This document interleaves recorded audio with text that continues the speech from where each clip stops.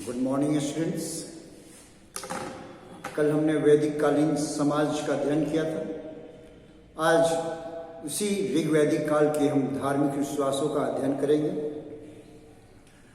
ऋग वैदिक कालीन लोग प्रकृति पूजक थे, नेचर वर्शिपर थे और इनका अध्ययन हम दो भागों में करते हैं। पहला देवी देवताओं और दूसरा यज्ञ। तो देवी देवताओं को वो विशेष रूप से प्रकृति को ही देवता समझते थे। वास्तव में प्रकृति ने जो कुछ भी उन्हें दिया वह उसे ईश्वर समझ करके उनका स्वीकार किया और देने वालों को ईश्वर समझा। चूंकि वो कृषि पूजक, कृषि कर्मी थे, तो कृषि वर्षा से होती है और वर्षा के देवता उन्होंने इंद्र को सर्वोत्कृष्ट सर्वश्रेष्ठ देवता माना। हालांकि हमें ऋग वैदिक कालीन में 33 देवी देवताओं का वर्णन मिलता है और इन देवी देवताओं को वो 3 भागों में बांटते हैं। वो 3 सेगमेंट्स हैं। एक आकाश के देवता, दूसरे अंतरिक्ष के देवता और तीसरे भूलोक यानी पृथ्वी लोक के देवता। आकाश के देवता में जिसे हम स्पष्ट रूप से देख सकते हैं वो है सूर्य। सूर्य हमें रोशनी देते हैं, उष्मा देते हैं। इसी उष्मा से ऋग वैदिक कालीन लोग का मानना था कि खेतों की खड़ी फसल पक जाती थी। इससे धूप से उनके शरीर में ऊर्जा होती थी, दिन होता था जिससे तमाम दिनचर्या, आम दिनचर्या के कार्य को संपन्न करते थे। इसलिए सूर्य उनके देवता थे जो आकाश के, उनको प्रमुखता दिया गया है। इसी प्रकार सवितुर थे, सावित्री के रूप में जाने गए। पूषण भी उनके देवता थे, विष्णु भी उनके देवता थे।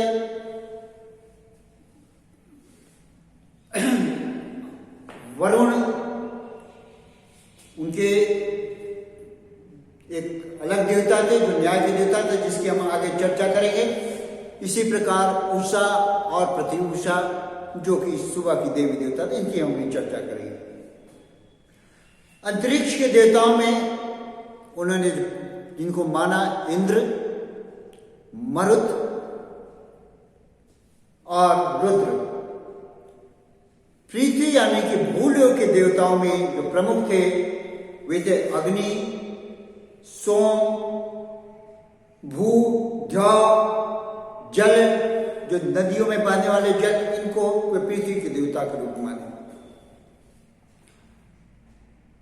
इन देवी देवताओं को उन्होंने प्रार्थना की, उनके प्रति अपनी श्रद्धा अर्पित की और इसका अर्पण करने का मुख्य उद्देश्य था वह था वर की प्राप्ति, फुलफिलमेंट ऑफ डिजायर, यानी कि जो इच्छा करते हैं उनका वो पूरा हो सके।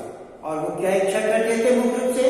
एक तो उनका स्वास्थ्य अच्छा रहे, क्योंकि अगर स्वास्थ्य ही अच्छा नहीं रहेगा तो जीवन की किसी भी चीज को वो एंजॉय नहीं कर सकते। दूसरा संपत्ति हो। संपत्ति के रूप में क्या थी? धन, गोधन। उसको गोधन को, अश्वों को वो प्रमुखता से मानते थे। स्वर्ण की भी चर्चा करते हैं। फिर भोजन, और भोजन जैसा कि हमने देखा था सामाजिक काल में दूध, घी, ब्री, चावल, क्षीर, पकी, ओदकम, ये अच्छी चीजें, अपूपा, ये तमाम चीजें वो प्राप्त करते थे। अब आइए इनके प्रमुख देवताओं की हम चर्चा करते हैं। सबसे प्रमुख देवता थे इंद्र। इंद्र के इतनी महिमा की गई है, इतनी महिमा की गई है कि इनके बारे में 250 सूक्त लिखे गए हैं। इंद्र दो तरह के देवता के रूप में स्वीकार किया गया है। पहला वर्षा, वर्षा इसे पर्जन्य कहा गया, पर्जन्य के देवता, झंझावत के देवता है। हे इंद्र, तुम बारिश करो, बारिश करने से हमारी फसल उपजेगी। बार बार इंद्र को कहा गया तुम मेरे मित्र हो, तुम मेरे सखा हो, तुम वर्षा प्रदान करने वाला है जिससे हमारे खेत लहलहाते हैं, हमारे नदियों में पानी आ जाता है। फिर इंद्र को पुरंदर भी कहा गया। पुर का मतलब होता है किला। ऐसा माना जाता है कि ये दुश्मनों के किलों पर जब आक्रमण करते थे तो उसको नष्ट करते थे, और इसीलिए बार बार कहा गया कि हे इंद्र, हमारे शत्रुओं के दुर्ग को नष्ट करो। हे इंद्र, तुम विजेता हो, हमारे विजय प्राप्त करने में तुम हमारी मदद करो। तो इंद्र की काफी वर्णन किया गया है, और इंद्र को दो तरह से देखा गया, एक वर्षा के देवता से और दूसरा युद्ध के देवता से। तो इस तरह इंद्र सबसे प्रमुख देवता हुए। फिर दूसरे हुए अग्नि। अग्नि दूसरा पोजीशन है। इनके बारे में 200 सूक्त या हिंद लिखा गया है। अग्नि कई कार्य करते थे। अग्नि खेतों को या जंगलों को जलाने में मदद करते थे। अग्नि भोजन पकाने में मदद करते थे।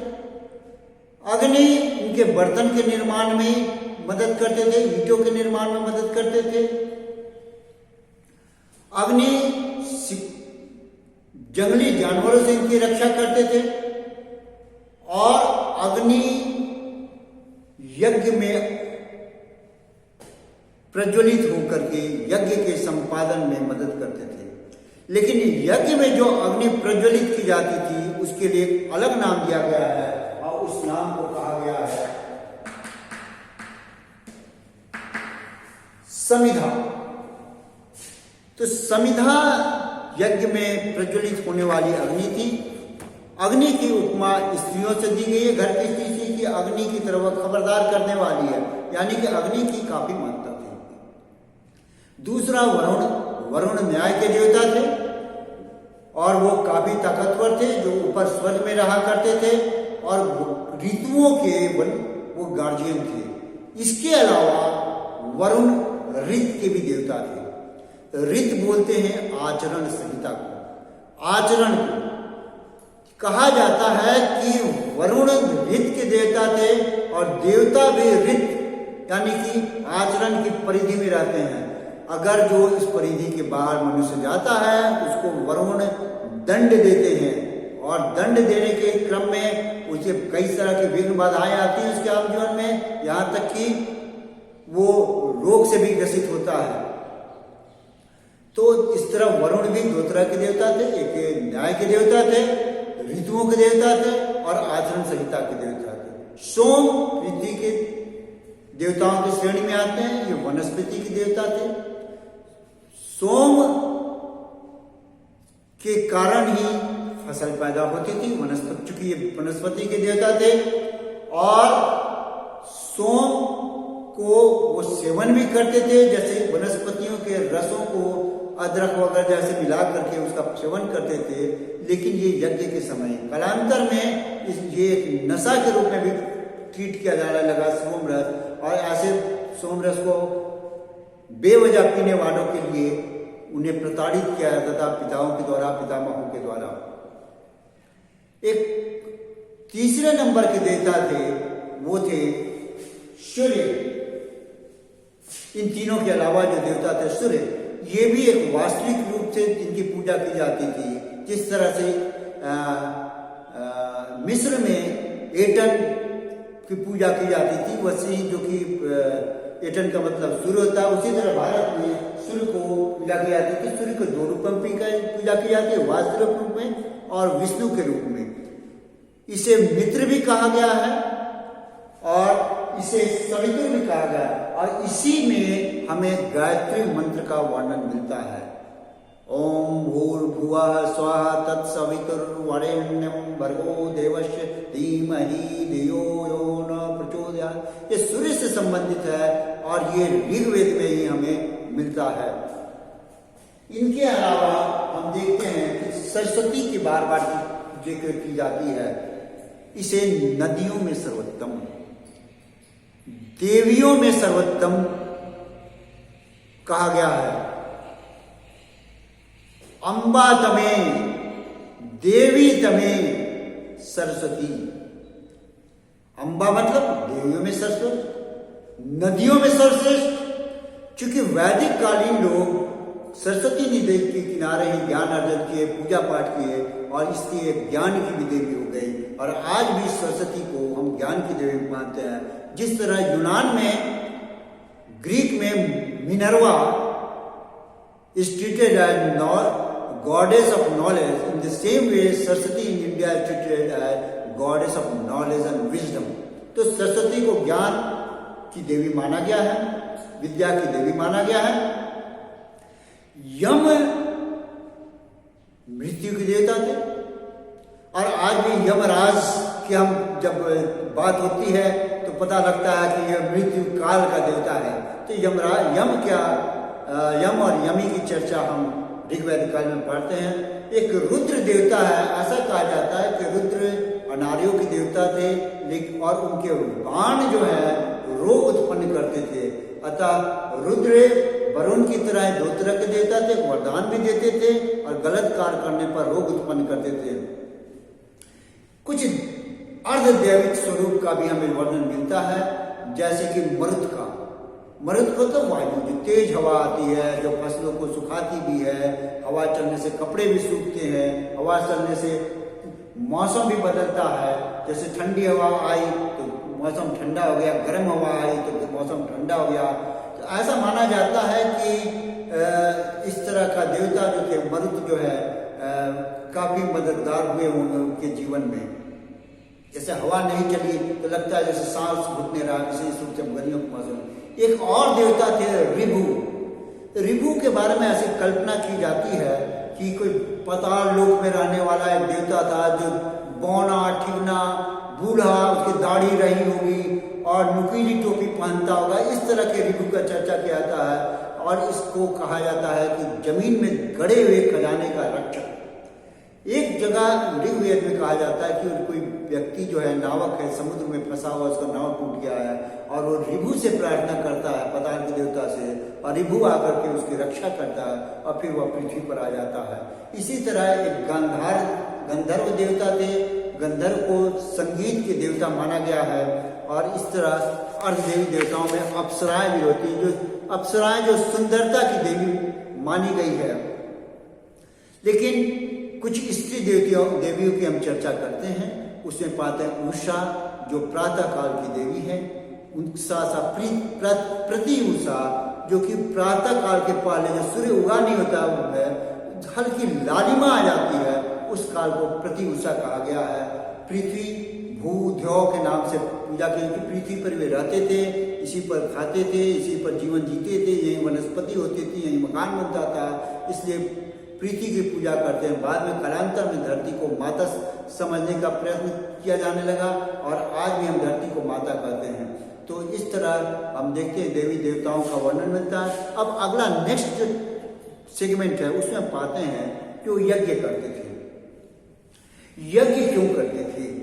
यज्ञ में एक अग्नि वेदिका होती थी, जिसमें अग्नि कुंड होता था, जिसमें सत, जौ और हुमाद, उन सब चीजों का आहुति दी जाती थी।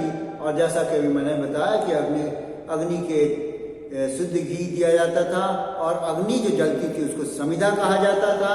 और यज्ञ करने, सामान्यतः यज्ञ पूजा पाठ लोग घरों में ही करते थे, लेकिन सामूहिक में सभी लोग भाग लेते थे। और इसमें पंडितों की संख्या पुरोहित धीरे धीरे बढ़ने लगी। पुत्री, पुत्री, नेष्ठ, उद्गात, उधर ये सब बढ़ने लगे। तो यज्ञ करते थे वर प्राप्ति के लिए, पितरों की पूजा, जो हमारे पूर्वज के रूप में जाने लगे, पितामह और उनके भी ऊपर वाले लोग, उनको की जाती थी। अनिष्ट का निवारण के लिए किया जाता था, उर्वरता की क्षमता को बढ़ाने के लिए किया जाता था, देवताओं का सामीप्य प्राप्त करने के लिए, उनका आशीर्वाद प्राप्त करने के लिए किया जाता था। और इस तरह से हम पाते हैं कि वो प्रकृति पूजक थे। और ये माना जाता है कि अग्नि जो जलती है यज्ञ में, वो हमारे संदेशों को लेकर के आकाश में चली आती है और एक माध्यम है देवताओं और मनुष्यों के बीच में, जो हमारे संवाद को लेकर के आकाश में जाती है और बदले में उस देवताओं से आशीर्वाद प्राप्त के रूप में अन्न धन जल और तमाम सुख संपत्ति के साधन को वो प्राप्त करते हैं। तो यज्ञ में अग्नि में जलने से वातावरण की भी शुद्धता हो जाती थी और कीड़े मकोड़े भी मर जाते थे। ये तो साइंटिफिक रीजन माना जा सकता है, लेकिन हम पाते हैं कि इस प्रकार ऋग्वैदिक कालीन लोग प्रकृति के नजदीक थे, प्रकृति पूजक थे और यज्ञों का संपादन करते थे। लेकिन यज्ञ कालांतर में कैसे जटिल हुए, ये हम उत्तर वैदिक काल के जब धार्मिक स्थिति पढ़ेंगे तब हम जानकारी हासिल करेंगे। आज इतना ही, कल हम आर्थिक व्यवस्था के बारे में पढ़ेंगे ऋग्वैदिक काल के। धन्यवाद।